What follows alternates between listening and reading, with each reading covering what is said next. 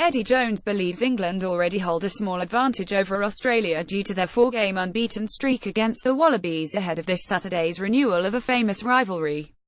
The Wallabies arrive in London riding a wave of momentum, having beaten the All Blacks last month and Wales in an impressive 2,921 victory last weekend, with Australia head coach Michael Cheika naming an unchanged side for this Saturday's encounter. The two-time world champions look to have struck a rhythm in both selection and performances, and this has not been lost on Jones. The former Australia head coach has already talked this weekend's opponents up as the form side in the world due to their recent results, but he also cast light on the 2016 summer tour in which England clinched a 30-series whitewash down under for the first time in their history. Their team has changed a little bit, Jones said. Their personnel has changed. Of the team we played against last year, probably 6 or 7 of those players were there and they'll have a bit of an itch in the back of their head. When the game gets tighter, the memory will go back to those precious games. So that's an advantage for us, that itch in the back of their head. Jones is still wary of the danger that the Wallabies will pose, with his team selection proof of that concern. After being rested for last Saturday's 218 victory over Argentina, Owen Farrell returns to the starting lineup while his Saracens teammate, Maro Itoje, is named among the replacements with a plan to introduce the World Rugby Player of the Year nominee when the going gets tough midway through the second half.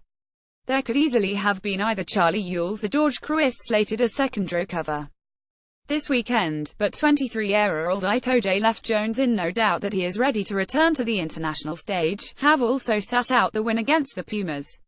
We've got a plan in place, we knew what we want to do and we know where we want the players to be. And we're progressing along that, he said. We just felt that the benefit of him Itoje not playing rugby this week wasn't there. That we could give him what he needed to keep improving in terms of his physical conditioning, and he's just so fresh and eager to go. It's like he's had a pre-season, like he's had a break. It's like he's been away to Barbados for 3 weeks. He's really ready to go. Itoje has been named on the bench by Jones Getty. The reason why Itoje finds himself on the bench, and not in the starting lineup, is twofold. The rousing introduction that the Saracens forward received during the first test between the British and Irish Lions and New Zealand when he was introduced will no doubt be replicated whenever he comes on, providing the hosts with a confidence boost when the going gets tough. But there is also the need for a powerful lock in Joe Launchbury to combat the pressure that a much stronger Wallaby pack will bring.